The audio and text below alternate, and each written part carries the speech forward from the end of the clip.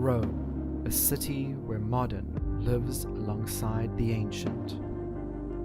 A place that contains secrets from the ancient world.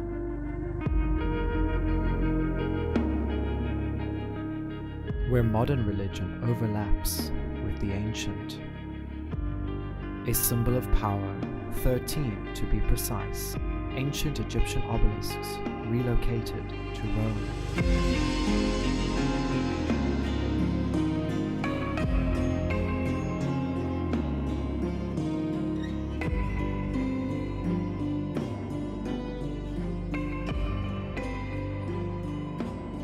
Yet one holy site contains Egyptian mysteries.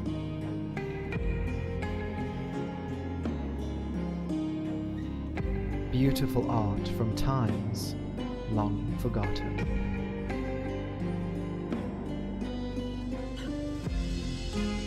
Corridors of gods and royals,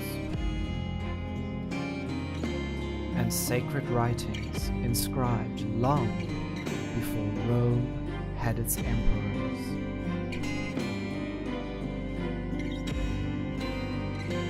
Thousands of years before Julius Caesar and Christianity.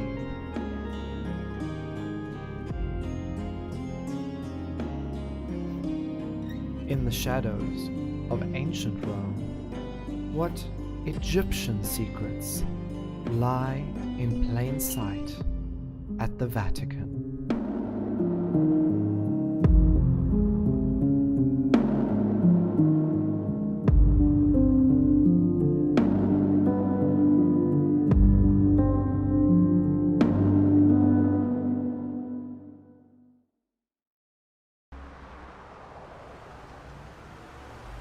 Founded in 1506, the Vatican's museum holds a huge collection of art amassed by the Catholic Church and previous popes.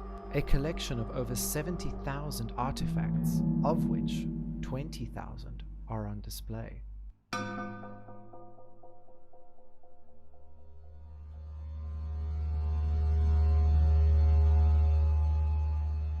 In a room adjacent to the Sistine Chapel, around the altar dedicated to the Virgin Mary, is an artifact that you wouldn't expect to find.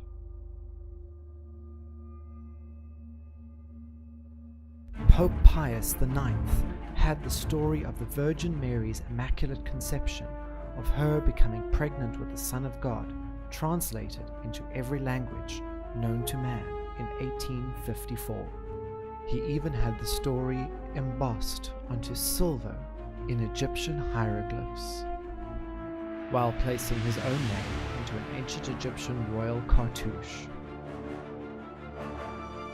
But why would an organization that asked Champollion not to translate the hieroglyphs be interested in ancient Egypt?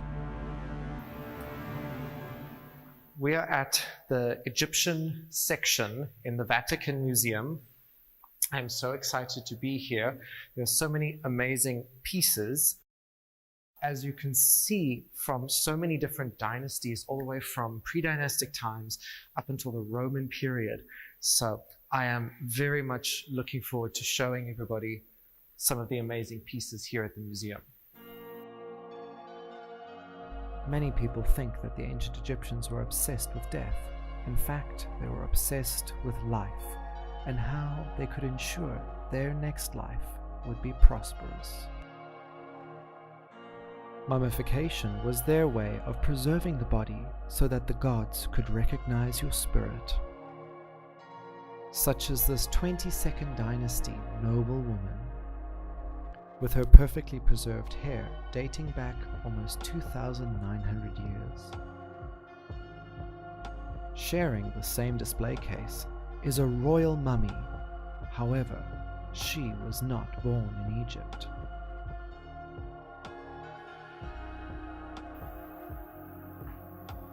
I've been waiting so long to see her. This is Princess Amun-Yidris of the 25th dynasty of Nubia, and she was adopted and moved to Thebes and became a high priestess of Amun and Mut. So to see her It's so amazing. You can see she would have been wrapped with the beads and all of her funerary objects. It's so beautiful. And in Florence is actually her nanny's death mask, which is quite huge.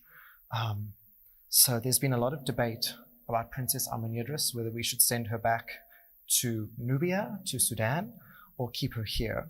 But that's a bit of a slippery slope. And I'm so excited to see Princess Amenidris here. And in Cairo, there is a beautiful alabaster statue of Amenidris, huge alabaster statue. So to see her, it's quite moving, actually.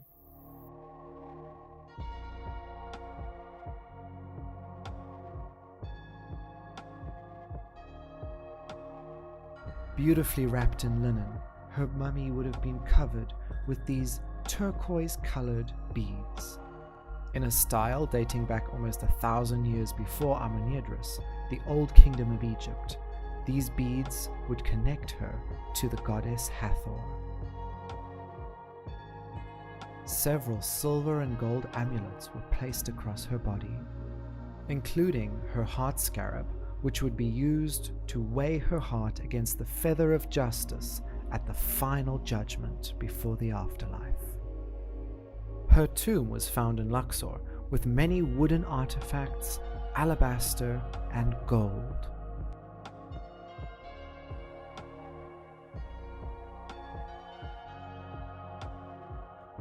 A touching statue set of goddesses were placed at the head and foot of her nested sarcophagi. Isis and Nephthys have protected Amenidris for thousands of years. The main protector of Amenidris's tomb was the jackal Anubis. He even guarded something that could make Amenidris's next life even more leisurely.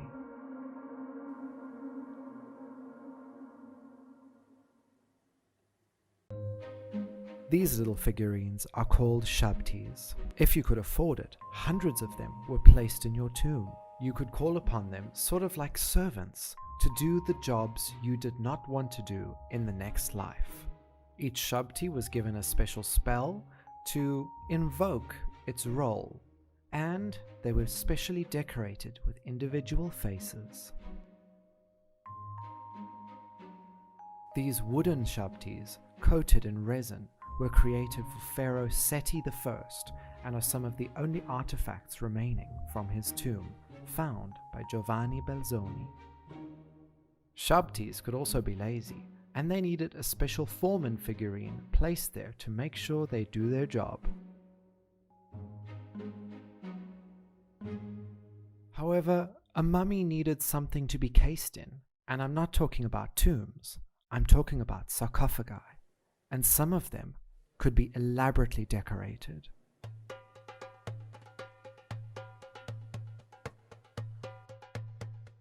This coffin is a very famous coffin. It's very famous on the internet.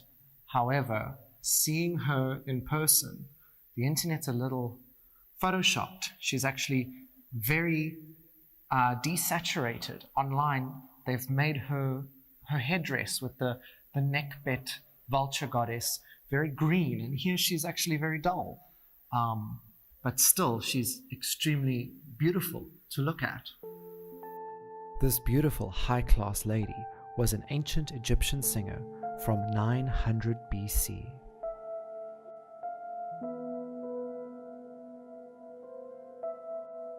The goddess Nut pours out water for the bar bird, the spirit of the dead, as she appears as a sycamore tree.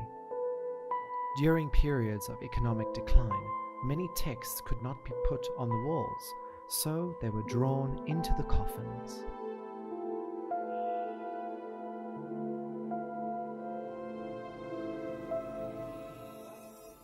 The goddess above protecting the dead who is presenting her heart, the source of her soul. The third intermediate period, when Egypt went into severe economic decline, is famed for presenting us with these beautiful yellow coffins. The entire surface area of the coffin was decorated with texts to help the dead get into the afterlife. as they could not afford tombs at the time.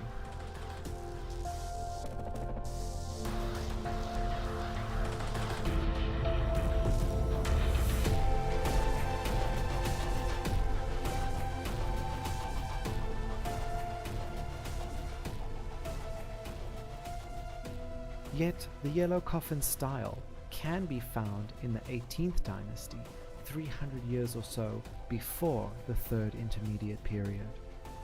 The inside of this coffin shows the pharaoh Tutmosis III presented as the god Sokar. Clearly the coffin of someone held in high regard by the pharaoh, as he is inside the coffin protecting the dead.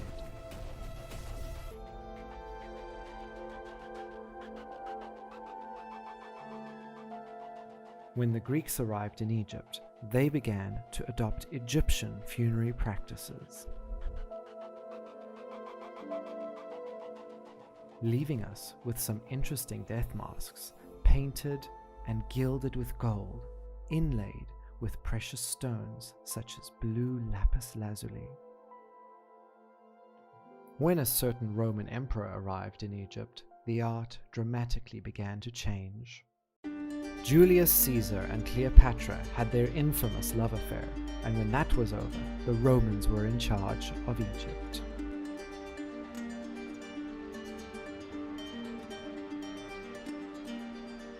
Jewelry stitched into painted linen with the image of a beautiful woman from the 3rd century AD, found in Antinopolis, and then placed over her mummy.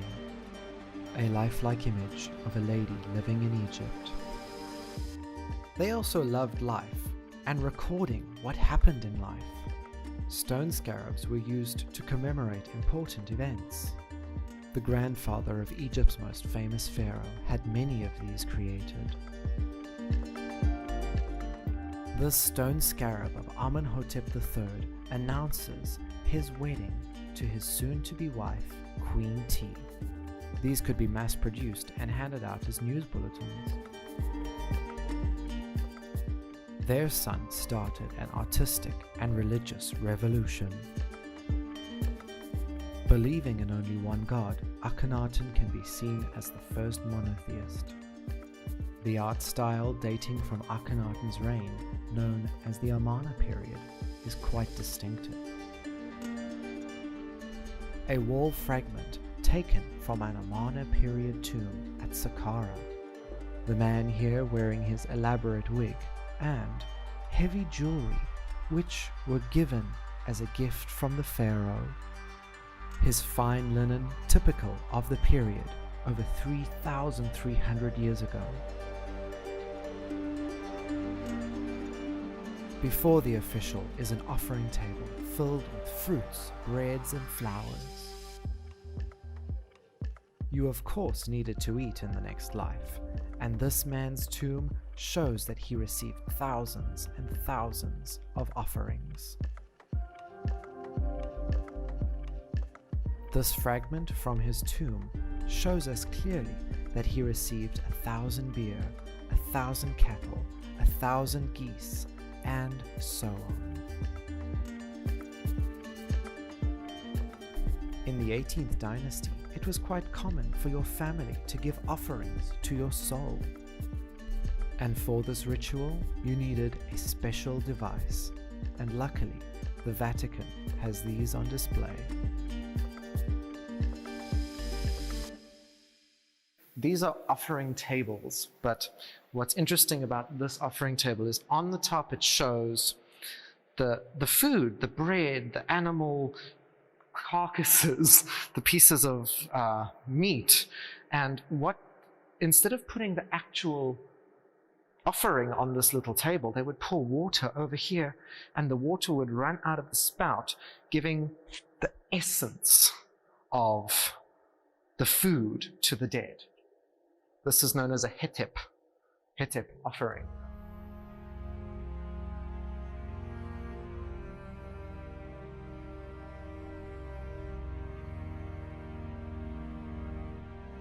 The pharaoh, of course, needed offerings as well, However, theirs were on a slightly higher level, such as Pharaoh Thutmose III.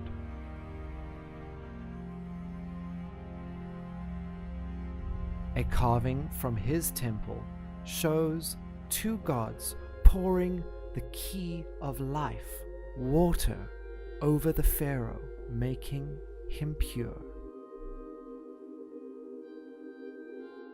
This is such an interesting piece because what we would usually see as a man here is actually a woman. This is Queen and Pharaoh Hatshepsut, here's her name, Maat Kara, the beautiful spirit of the goddess Maat.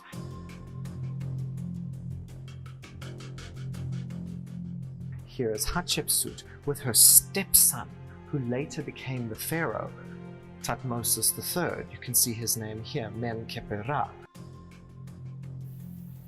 And here they are standing together, which is quite interesting. It sort of shows a co-regency as both of their names are in cartouches and they are both giving offerings back to Amun.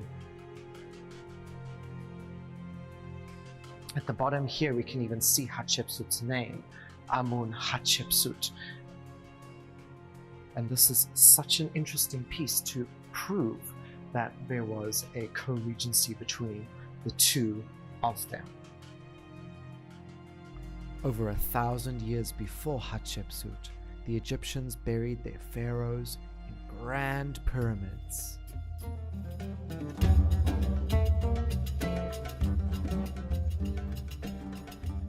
The Vatican holds clues about these man-made mountains.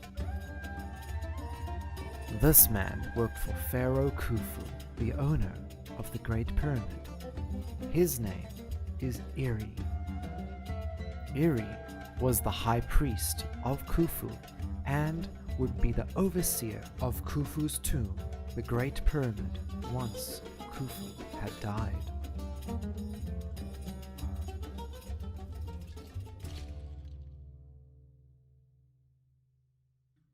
The ancient Egyptians had such a firm belief that your spirit would ascend into the sky like a bird and meet with Osiris, the god of the afterlife.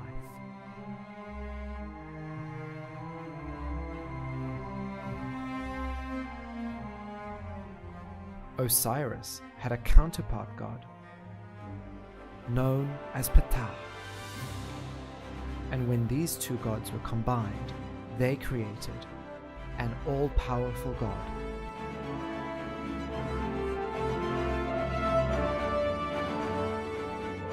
That would be worshipped all the way from Egypt to Rome.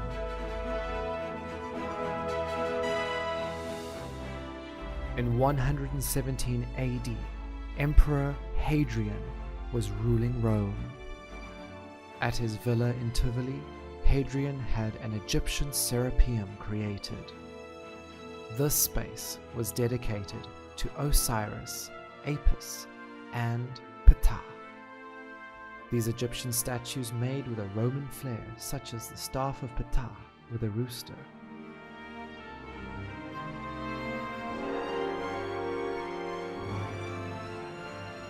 Serapis was the combination of Ptah, Osiris, and the Apis bull. When Hadrian's lover Antinous died, he was named Osiris Antinous, connecting him with Serapis. The worship of Serapis and the Apis bull have long-standing roots in ancient Egypt. The Serapeum of Hadrian and Antinous is a beautiful combination of Roman and Egyptian art and religion. By Hadrian's time, Rome had been ruling Egypt for over 100 years. Antinous was sort of named as pharaoh in Egypt, and when he died, Hadrian named an entire city after him. The mighty emperors of Rome could not be overcome by the religion of Egypt. A Roman was so taken with the religion of ancient Egypt that he built this Serapeum to his favorite Antinous, where he worshipped him as an Egyptian god. Some scholars believe that Hadrian had Antinous buried in his Serapeum in Italy. It is believed that over 100 statues were dedicated to Antinous by Hadrian. This is Antinous, the favorite lover of Emperor Hadrian, and he was actually crowned sort of as pharaoh in Egypt. And unfortunately, he drowned in the Nile, which caused Emperor Hadrian to build the city of Antinopolis. But this is a representation of Antinous as a pharaoh, but in a very Roman style. The ancient Egyptian jackal-headed god, Anubis, the leader of the dead, shown here in a very Roman style, wearing a very Roman draped tunic and sandals. In the 1st century AD in Rome, Anubis was connected to Mercury.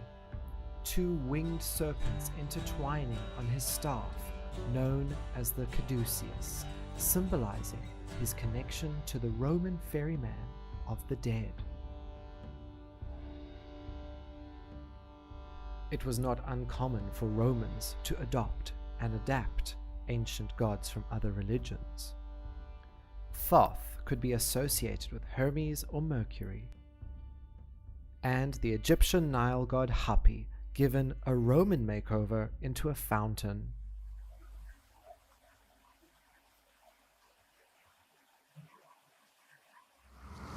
A 1,000 years before Hapi's makeover, Egypt was ruled by one of its most powerful pharaohs, conquering vast lands and building on an unprecedented scale.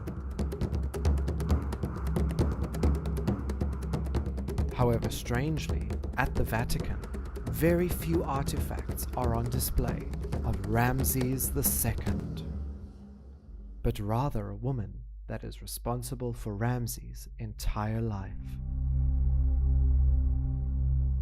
A lady that I've been waiting so long to meet, Mut-Toy, the mother of Ramses II.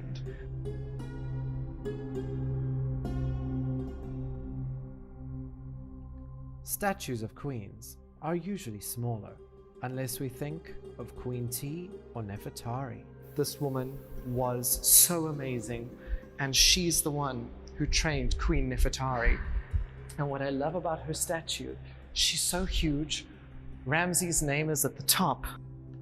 Ramses had several statues dedicated to his mother across Egypt, from Abu Simbel to Memphis, but this one was found at the Ramesseum in Luxor. And at the bottom here we have Ramses' sister and her daughter. Because the statue was damaged when taken to Rome by Emperor Caligula, Henumitra, Ramses' sister on the side, has been given a Roman skirt. Ramses venerated his mother, as to be reborn in the afterlife, you need a mother. She was the great royal wife of Pharaoh Seti I and played an important role in Egyptian politics. It is absolutely incredible to see this amazing woman.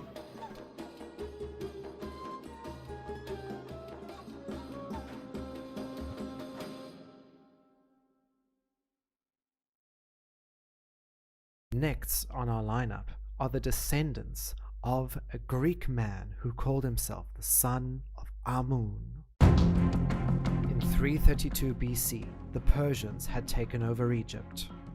Egypt's salvation would come from a mighty Greek Macedonian conqueror,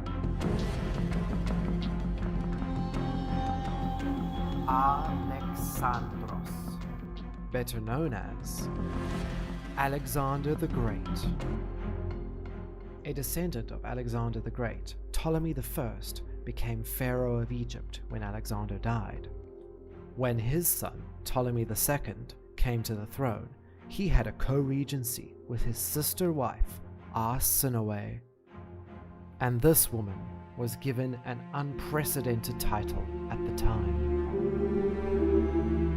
Arsinoe was named ruler of Upper and Lower Egypt, making her a full pharaoh.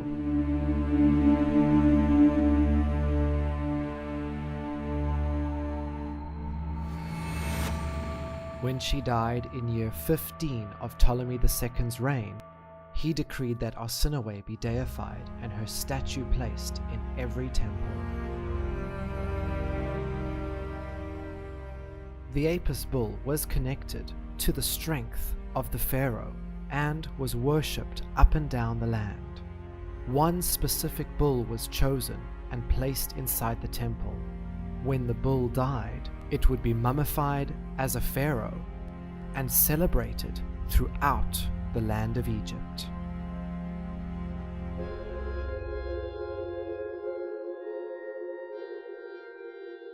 What we have here is one of the only depictions of the Apis bull as a man.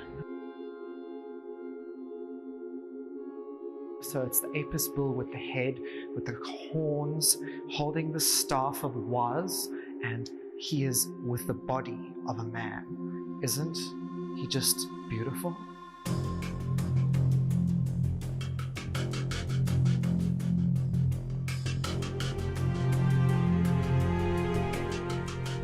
Not surprisingly, the Vatican holds many rare Egyptian statues of gods. A rarely seen statue of the goddess Selket. She has the body of a scorpion and the head of a goddess. She would protect you from bites and poison, usually just shown as a woman. And this, an Egyptian cobra, Uraeus, usually shown at the front of a pharaoh's crown, inlaid with stone and gilded with gold. Snakes, birds, bugs. The Egyptians also worshipped several forms of felines. Not very often do we get a depiction of a male lion god in Egypt, apart from one, and his name was Mahes.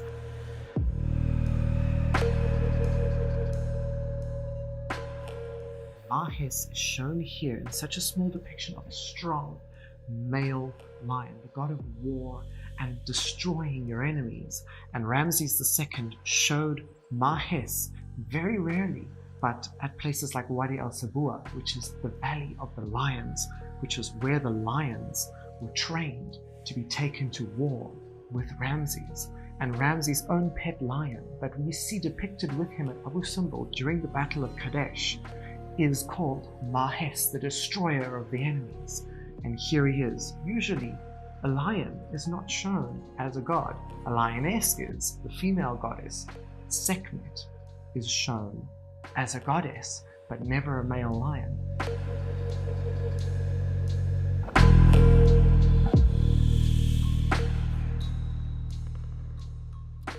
This is an extremely rare image of Mahes, the male god of war.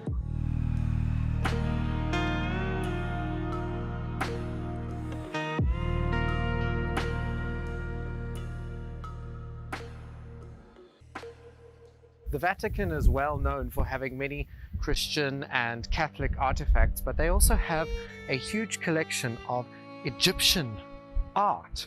And one of the most famous pieces that they have is this lion of Nectanebo, which was found at Philae. Unfortunately, it would be Christianity that would bring ancient Egypt to its final demise. Philae Temple is the last place where ancient Egyptian religion was practiced. The Roman Empire then came into Egypt, but many of the emperors depicted themselves here at Philae as pharaohs.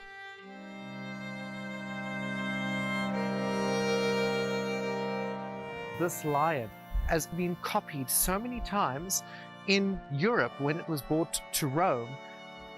Even walking around Naples in Italy, you will find many ancient copies of the Nectanebo lion. It's actually so famous you would have recognized it from being on fountains outside people's homes. So this lion has actually traveled through thousands of years.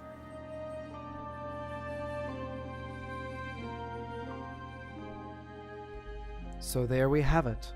Those are some of the mysteries and treasures held at one of Catholics' and Christians' most sacred sites.